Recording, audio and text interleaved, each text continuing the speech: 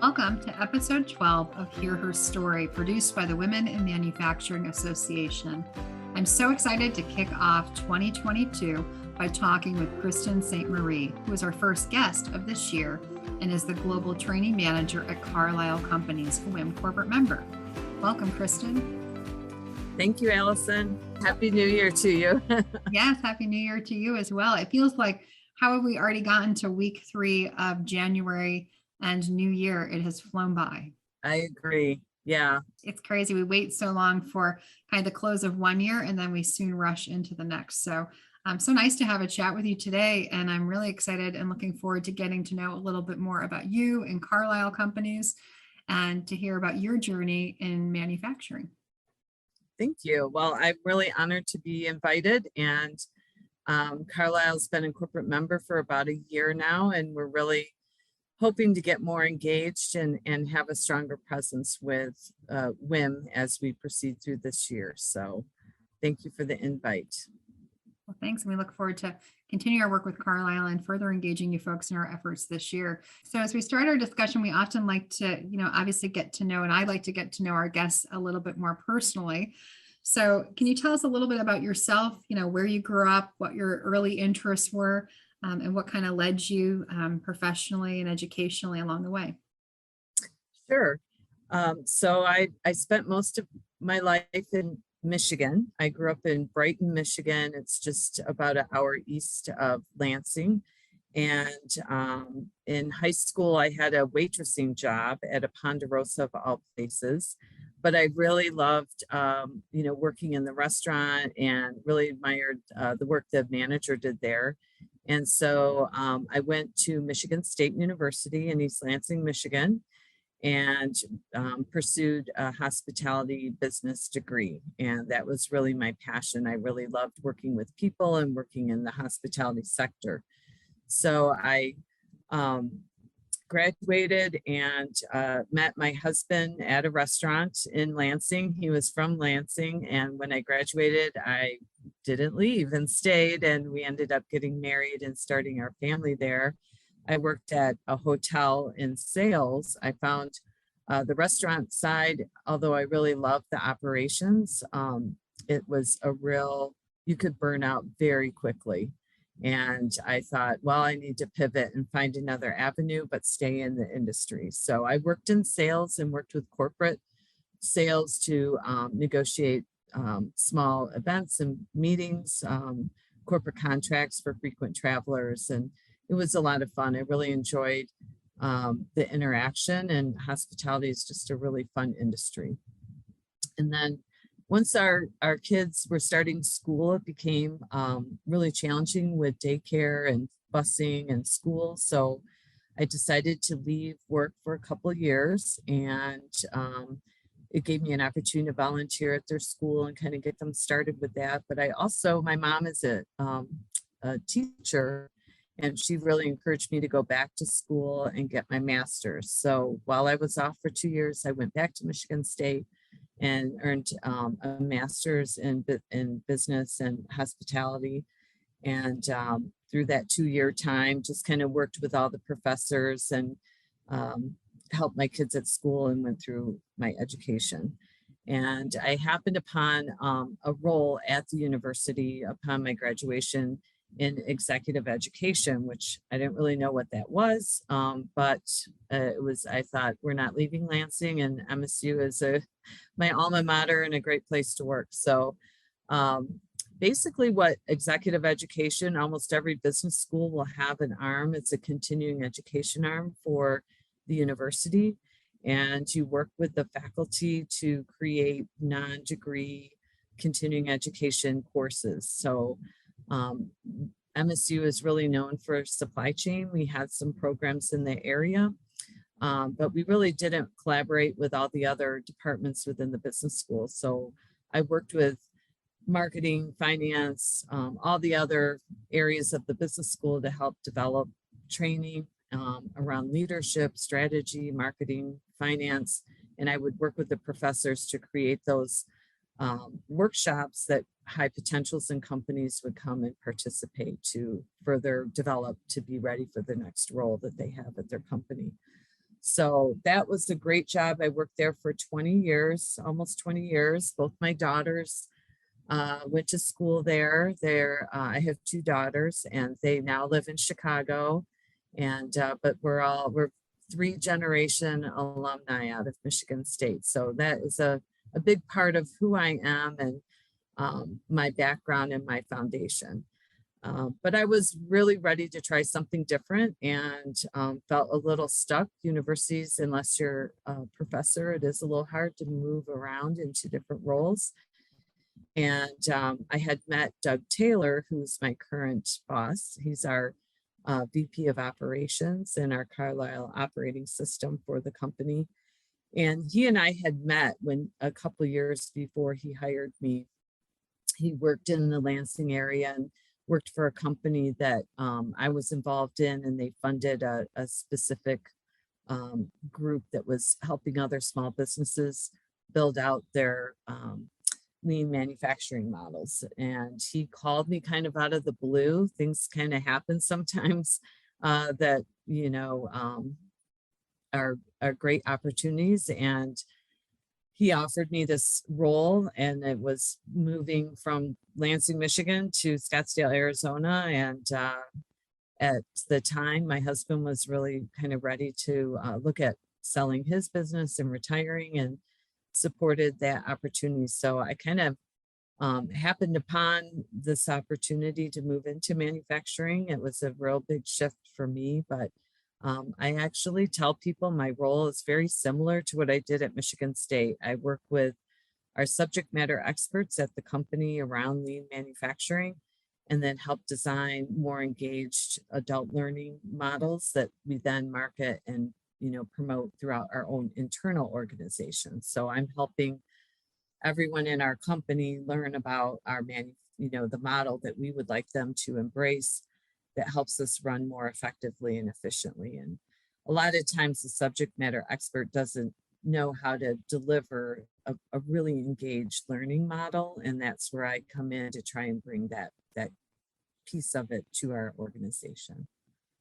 Wow, what a journey. And I don't think I've ever yet found or met anyone who rose from executive education into a manufacturing kind of talent and training role. So that was a really cool story. And I love your allegiance to MSU and your family's connection to that. That is really cool. Absolutely. Yeah, I'm on the Arizona Spartan Alumni Board. So I continue to try to support what I can, the connectivity with the university. I love it. And you talked about something that I hear from so many of our members, especially those who are moms who had kids along their kind of career journey. And you talked about that pause, that few years that you left gave you that opportunity to kind of reset and think about, what do I want to do? What should I be doing? How can I, professionally develop? And so how interesting that your mom kind of encouraged you to go back, get an advanced degree. And then that gave you that window to really look at, okay, what else could I potentially be doing that's maybe different from hospitality or the other work that you were doing. As you've made this transition now, moved, physically and location wise now to a new state and a new role, what have been some of the kind of unique challenges, or have there been any challenges as you shifted from executive education to this new role and as well to a whole new part of the country? Yeah, well, I would say I had to learn a lot. My first 6 months, my boss, Doug Taylor, gave me the great opportunity to spend 6 months just traveling around to all of our different sites and locations.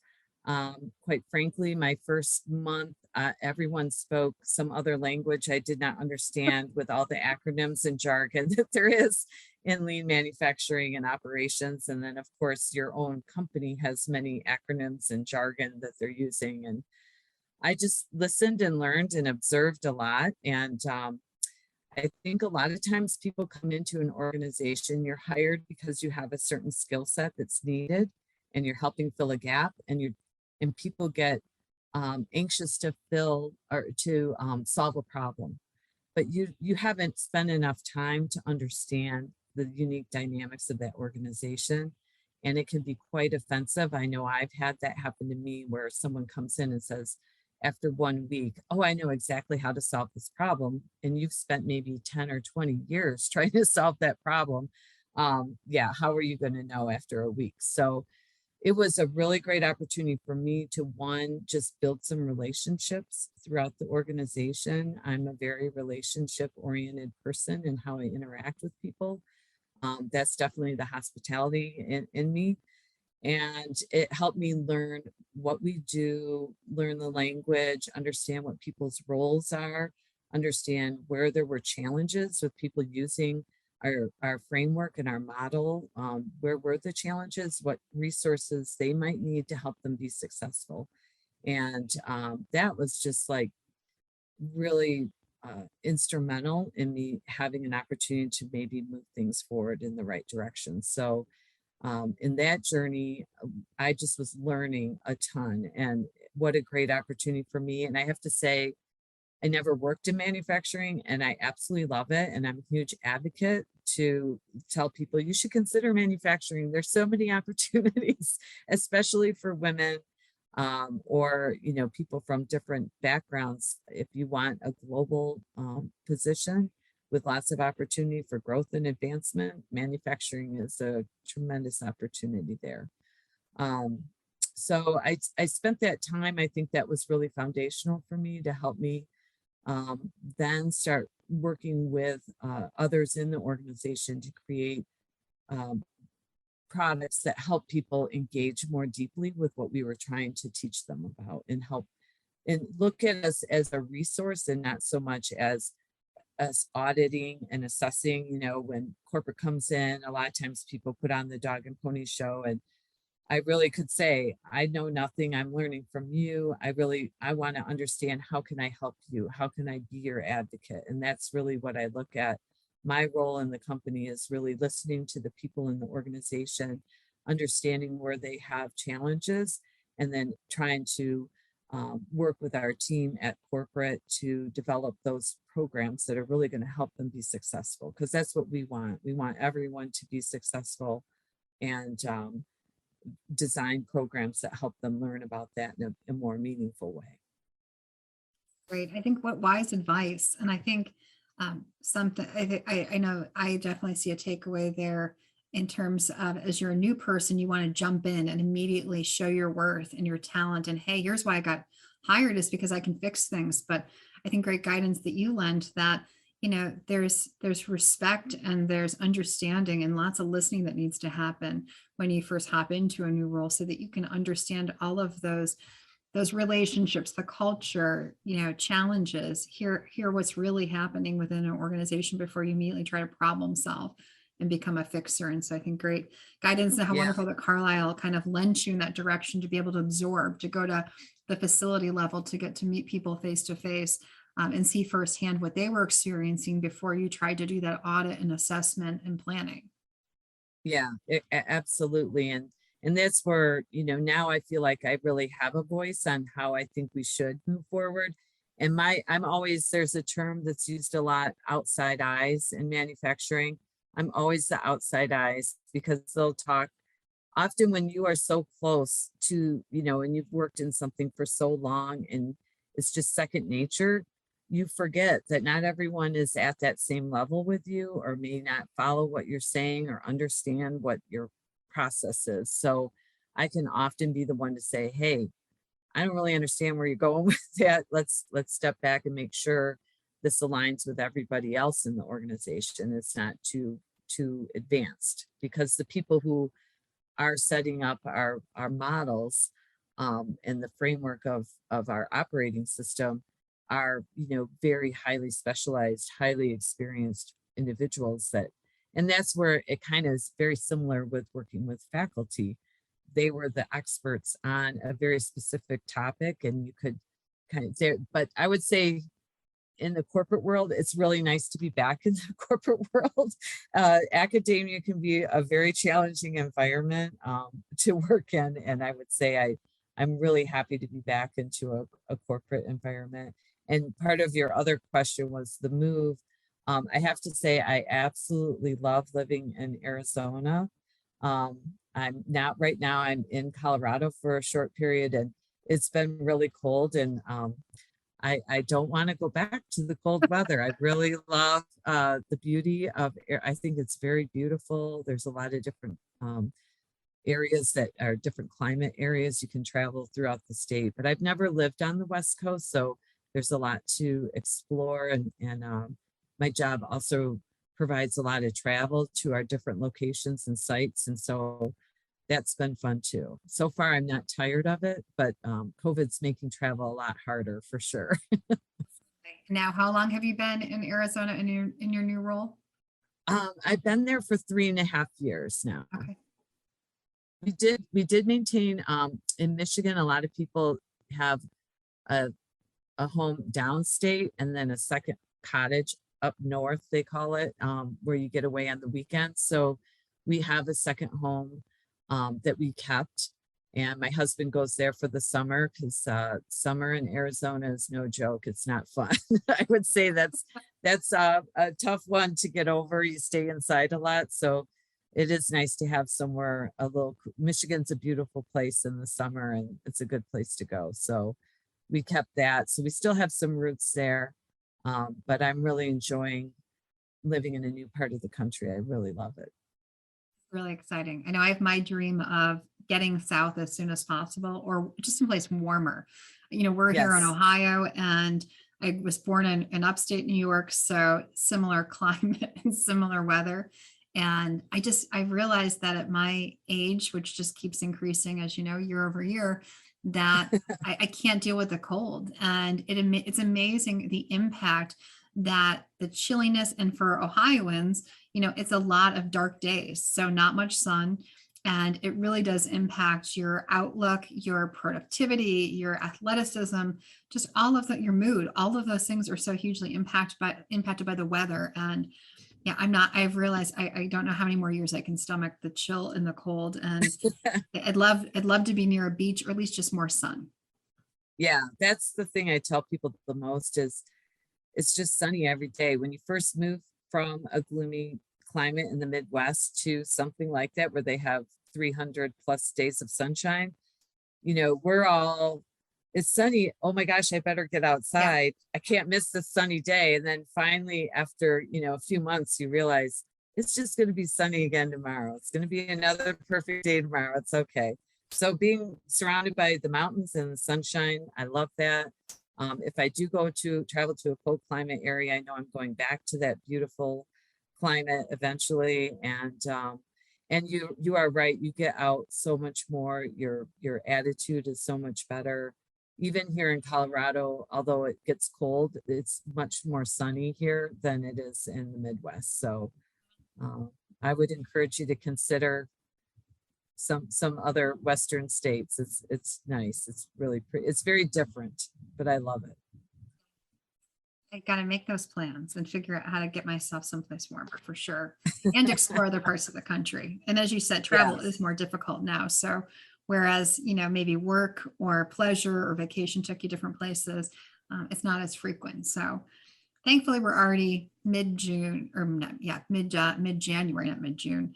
So at least we're getting closer to spring as we get through each week. So I know you've done a lot of great things in just your 3.5 years at Carlisle, and I believe you started the Women's Affinity ERG group there. And I know we have lots of members that come to us who maybe are looking to reboot a program that's been inactive or not successful, and or start a new program altogether. So, as you walked through the establishment of this ERG or affinity group for women, what advice would you give? What was the process like for establishing the ERG group? Any lessons learned as well as you went through this? Yeah. So this is something we started during COVID, and it's been completely virtual so far. So one of the things I'm very passionate about women in leadership, supporting women, advocating for women. Where this passion came from was during my time at Michigan State. One of the programs that I was able to be involved with that was very life-changing for me was a program called Executive Leadership for Women.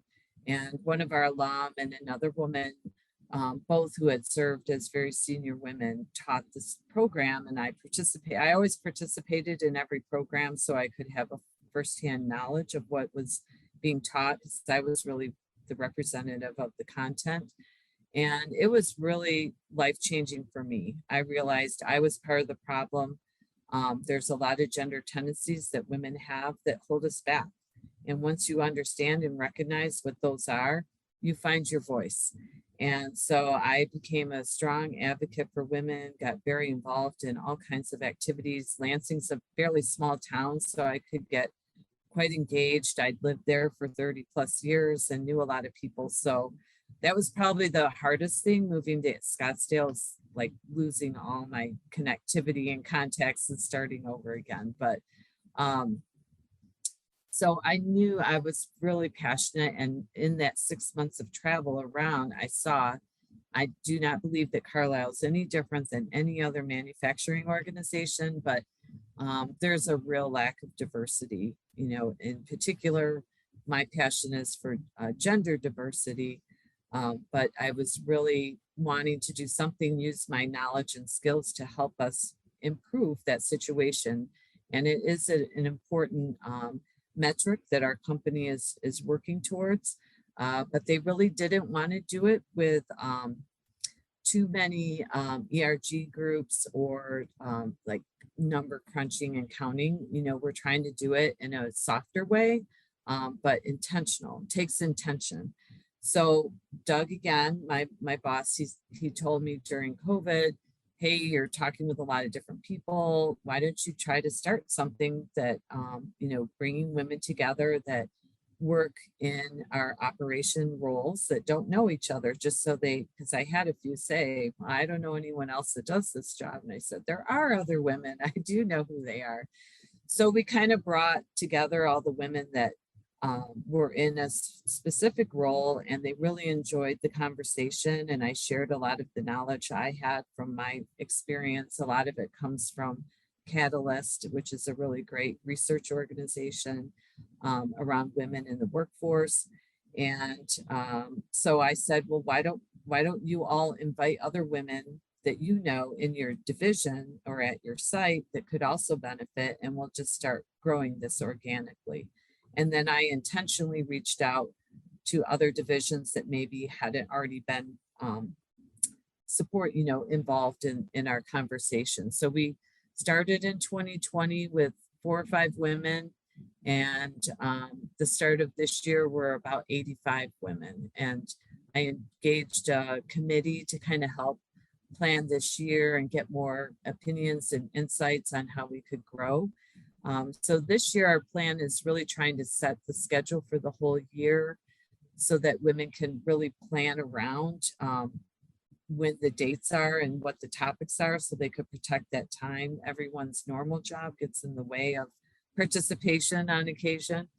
And we're also instituting a mentoring or a buddy system that might, if you want to meet someone else that could kind of mentor you, you could have a very voluntary, very organic way for that to happen. And then really looking for more guest speakers to come in and share their story. So although I share a lot of information and know a lot of good topics that we've shared, but it's really good, like what you're doing here, to see other women and hear their journey. What were their struggles? How did they get past that? And see women that have achieved some success and that you can aspire towards. So I know having other women that have worked in the same field and have a great role at their organization, it's so important. So that's one of the strategies of joining WIM, was to really engage with, expand our network to see other women who have had great success. Not just from Carlisle, but also in other industries, but in manufacturing, to bring them in and share their stories. But basically, we meet virtually once every 3 weeks for 1 hour. And then we offer 2 times that week. So one is a Tuesday afternoon and one is a Thursday morning. We have participants in Europe So we have to really try to offer some different time zones, and then just being flexible. So you don't attend both, you just pick one or the other. And I facilitate one, and I have a colleague, Chris Cole, she facilitates the other. And we just try to share some information and then engage the group into, sharing and discussion. But I think one of the key things for us that's worked really well is you create a very safe environment. You want the women to feel that we're here to, again, to support you, provide you knowledge and information that will help you feel more empowered and be in control of your career. Because a lot of women step back and are waiting to be invited. They're waiting to be recognized. They're waiting to, and then even when they are invited, they think they maybe aren't ready. And what we're trying to educate women is you have to control your journey. You have to advocate for yourself. No one else is going to advocate.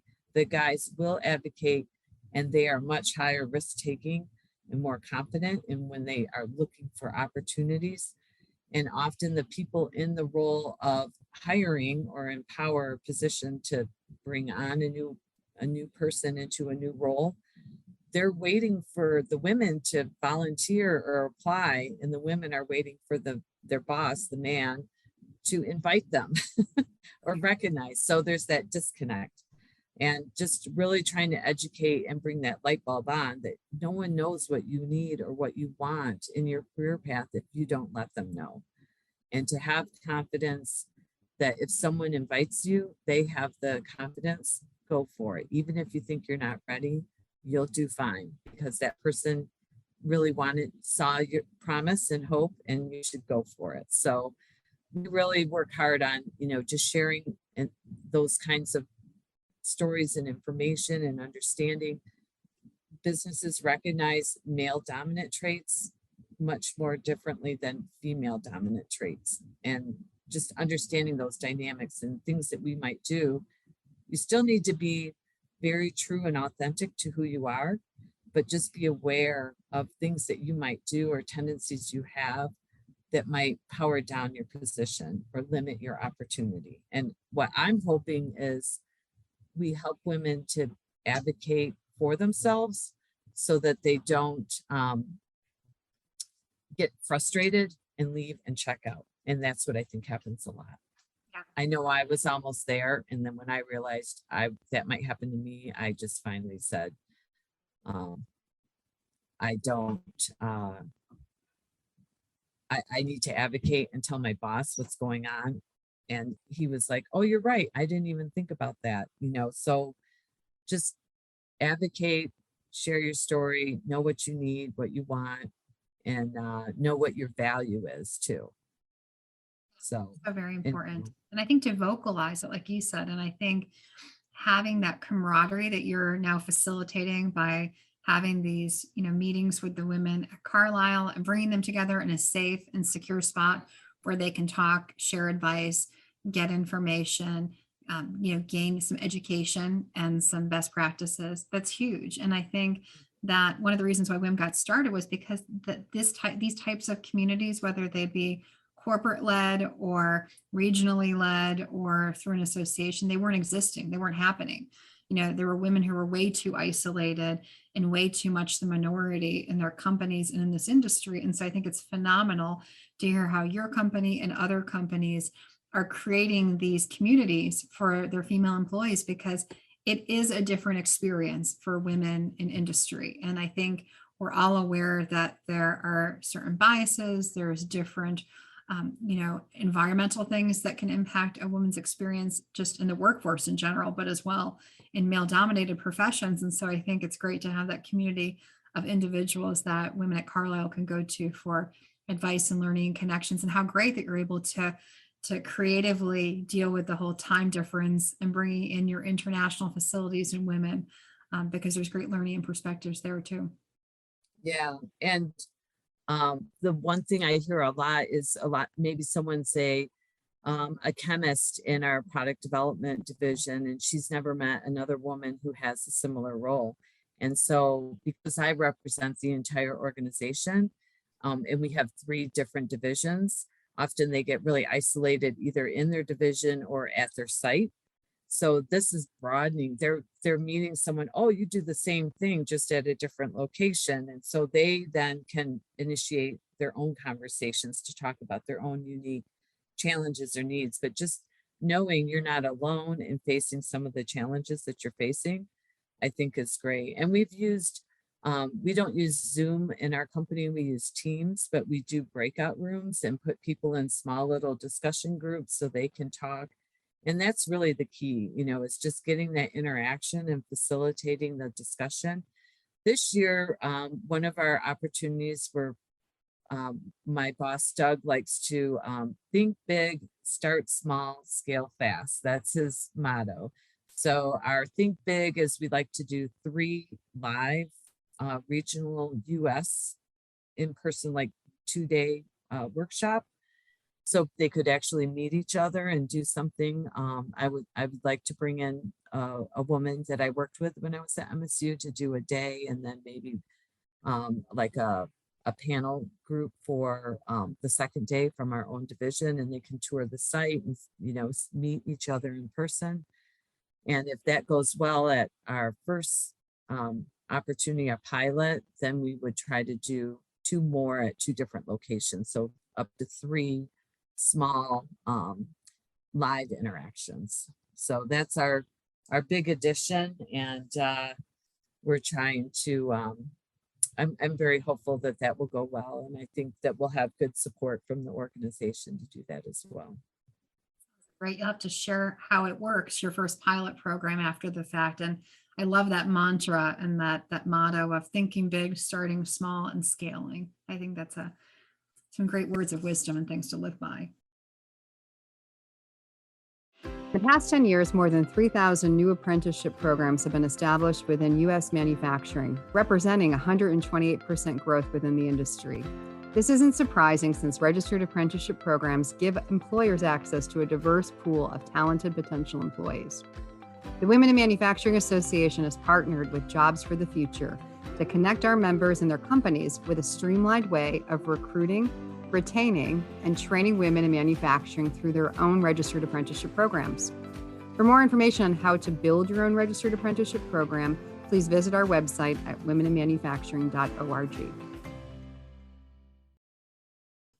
So as you mentioned, as you're talking about your journey and some of the things that helped kind of lead to your creation of the Women in Carlisle group, that you had kind of felt changed and very impacted by the executive leadership for women program that you attended at Michigan State University. What were some of the main takeaways, or what was that, like the wow or the aha moments of that program that really have forever changed you? Yeah, I would say, first of all, was just understanding that we need to advocate for ourselves. No one can read your mind. You can't go in and say it's not fair that I didn't get a raise. So what I learned was I had to really put down in very factual information that helped show my boss how I was helping him achieve his goals. So I could say, I generated X amount of revenue. I grew programs from this number to that number. I improved attendance from this number to, like, putting down very factual information and showing your worth and how does that align with the strategy of the organization. Not, you have to get really factual, take the emotion out of it, and just present your case, and then make sure that you let them know, this is where I am, this is where I'd like to be, how can you help me get there? And once they know that, and you can very clearly articulate the contributions you're making and how that is aligning with helping them meet their goals, I think you have to think more that way. So that was big. And then just also understanding some of the power positioning and how men may be really strong, dominant traits in a man is well received and thought of as very strategic, and can be, a very strong detriment for a woman with the same kind of strong personality. And there's research at Catalyst called the double bind dilemma. And that's something that I think is a real good foundation. And we use that at the beginning of every year since our group evolves continuously. A lot of people have heard us talk about that, but if they're new to the group, we always start the year with that particular content. And it's basically you're damned if you do, you're damned if you don't. You have to balance it all and be aware that a trait you have could be seen as too soft or too hard, where it's a much more well-respected trait in a man. And so it doesn't mean you change who you are. You just need to be aware of these things so that you can adjust how you're presenting yourself and how you're self-advocating. There's some other things with body language and written language that women have a tendency, the I'm sorry phenomenon that took me about 6 months to get over. But women have a tendency to say, I'm sorry, instead of excuse me or pardon me. If you bump into someone at the grocery store, oh, I'm sorry. But it's really, you should say, excuse me, because I'm sorry is a very powered down, lowering kind of positioning talk. So being more consciously aware of the words you're using and how you're using them, how you stand. Men tend to be more open. Women tend to be crossed and covered, closing down your presence versus opening up your presence and offering a little more power. In certain situations, you should be really aware of that, especially if you're the only female in that situation. You don't want to minimize your space. When you communicate, women tend to say thanks with an exclamation point at the end of every single email. Men don't do that. They're a little more direct. So just pausing and looking, do I really need that word? Do I need to put an exclamation point? Do I need to put a happy face? There are times when you need to do it, but there's times when you should really maybe edit a little bit just so that you are, presenting a much more professional, direct approach, especially in manufacturing, I would think it's true. So those are some of the things that really resonated with me. Those are some great takeaways and great advice. And I think there is so much to be said about I don't think any of us are being told to change ourselves, but being aware of how things are perceived, how we might be carrying ourselves, how we might be positioning and presenting ourselves based on body language, the vernacular, and how we're communicating by email and in person. All those things make a huge difference. And we want people, I think, to be confident with who they are, but also just be aware of the landscape of the setting and the type of industry that we're in. Right. I think sometimes women tend to have a bad rap that we aren't supportive of each other. And honestly, I have never felt that. I know that some women have felt that in their career, that maybe, another woman was advocating for a role and they weren't supportive or, were too competitive with them. But personally, I look at every opportunity with a woman that I want to support them. If they got a better role, I'm super happy because that's just one more woman advancing her career into a position of power.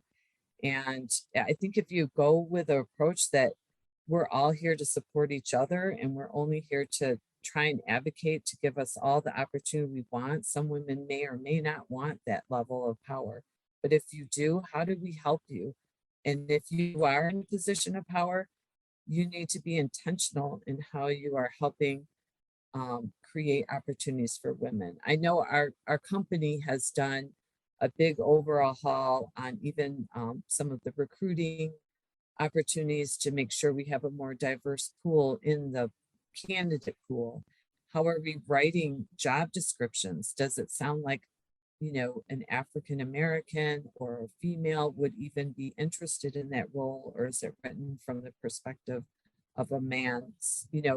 Looking at those things and rewriting them and helping update so that they're more universal for anyone that would want to participate and, look into those opportunities. That's helping at least bring in more opportunity in the pool as we look to replace roles in the organization.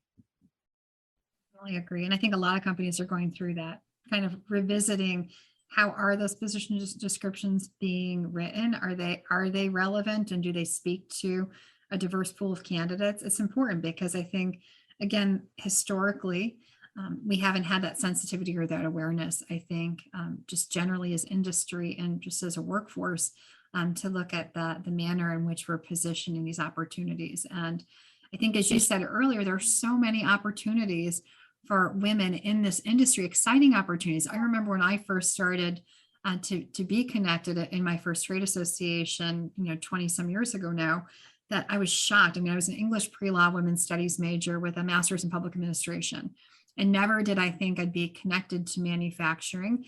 And my first role was working with a lot of owners, presidents, CEOs and leaders in manufacturing companies. And I was blown away by the global experience they were offered, by the training, by the opportunities to really work with cutting edge technology and innovation. I mean, it was amazing to me that never in my formal education did I ever hear of a single kind of case study or experience around manufacturing leadership or manufacturing women, and the opportunities that were there. So I think, some of the work that you're doing is great, especially as you're talking about, Lean Six Sigma, some of that training that you're doing, but as well, just the more informal training that you're doing with this Women of Carlisle group, I think is huge.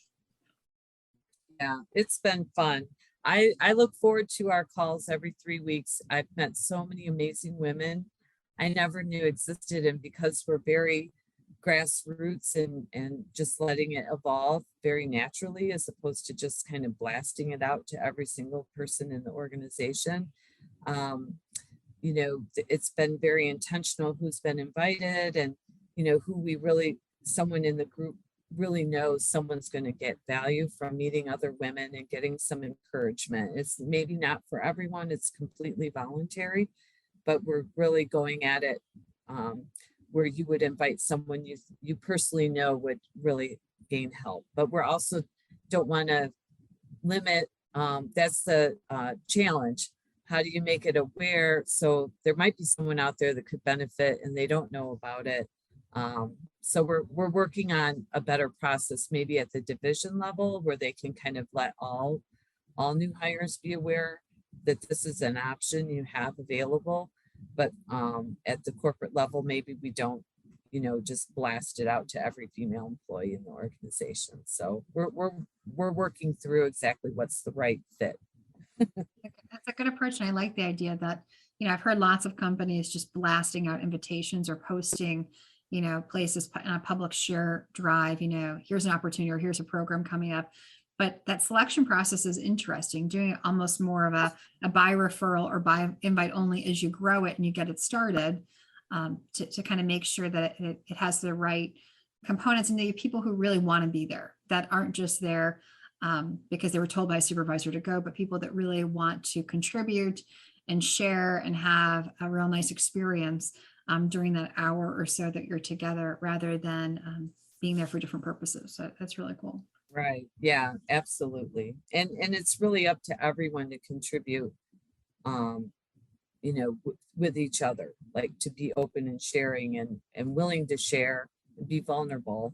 I think that makes it much more meaningful for everyone and helpful for those that are learning from others. Are you feeling inspired by our guest's manufacturing journey? Elevate your own path to success by enrolling in an education program produced by the Women in Manufacturing Education Foundation. The WIMEF creates opportunities for you to collaborate, network, learn, and grow through our programs, which are built for individuals from all areas of manufacturing, from production floor leaders to the C-suite. Graduates gain actionable insights and competencies needed to grow in the manufacturing space. For more information on the educational programs delivered through the Women in Manufacturing Education Foundation, please visit our website at www.wimef.org.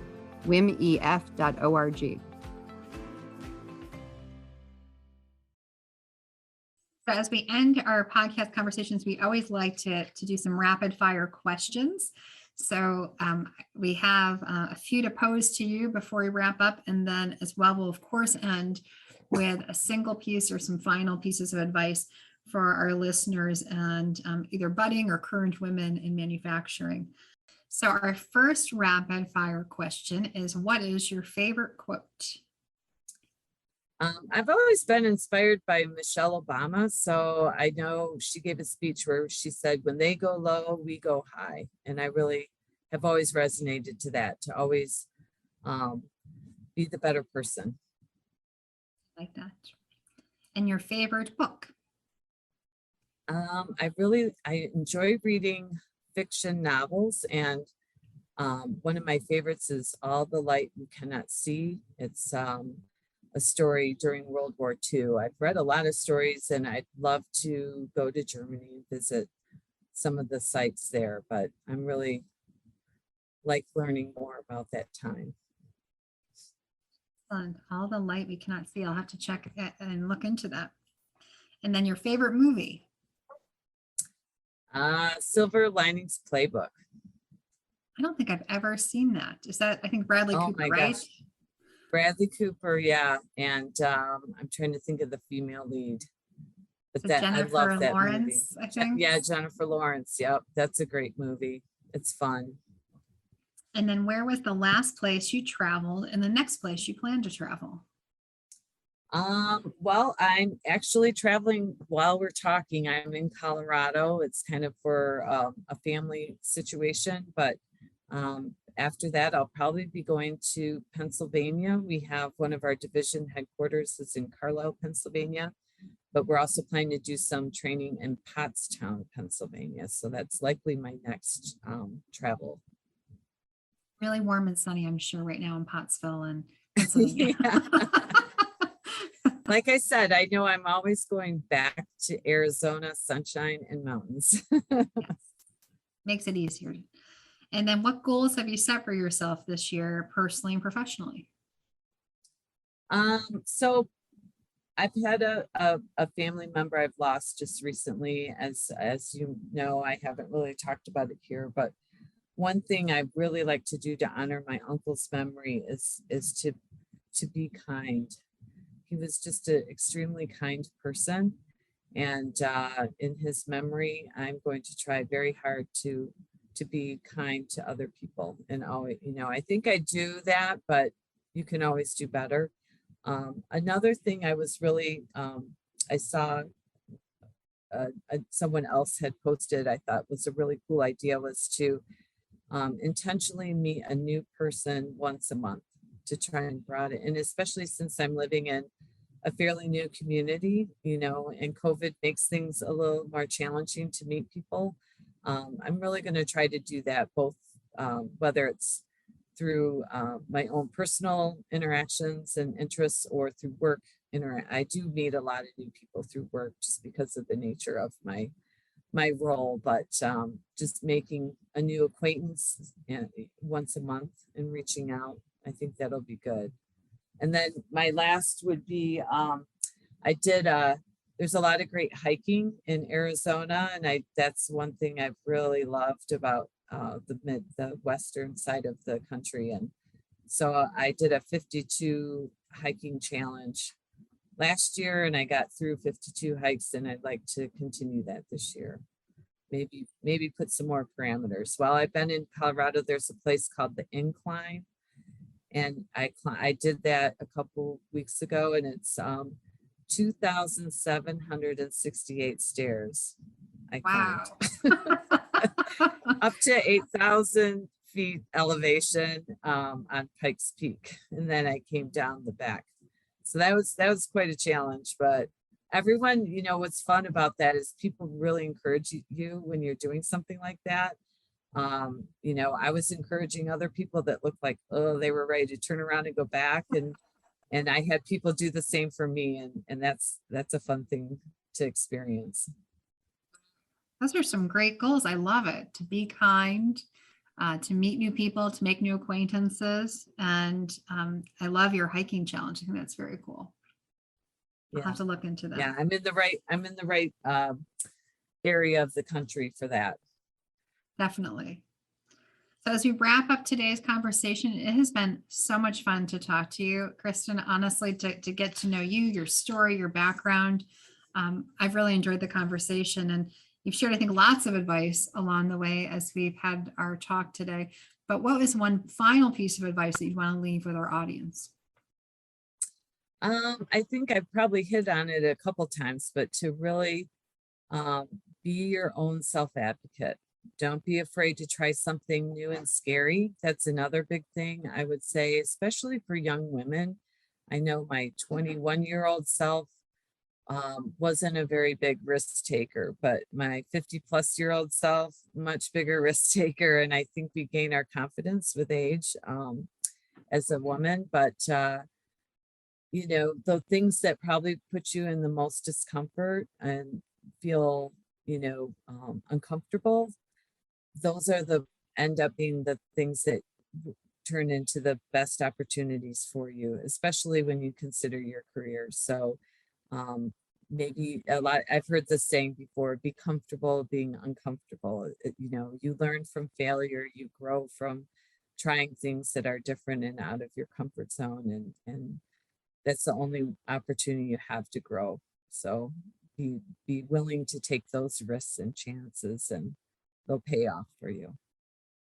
Thanks again, Kristin, for taking time to be with us today, especially as you're in Colorado and going through some stuff. So we really appreciate your participation, and it was such a great conversation. I can't wait to someday meet you in person and to continue our work together with Carlisle. So thanks so much for being a part of Hear Her Story and sharing your story.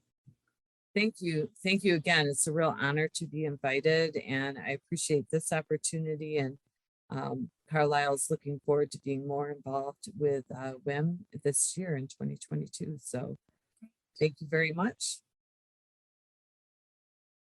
Thank you for listening to Hear Her Story, a podcast produced by the Women in Manufacturing Association. Be sure to share, review, and subscribe to Hear Her Story on Apple, Google, Spotify, or wherever you like to listen.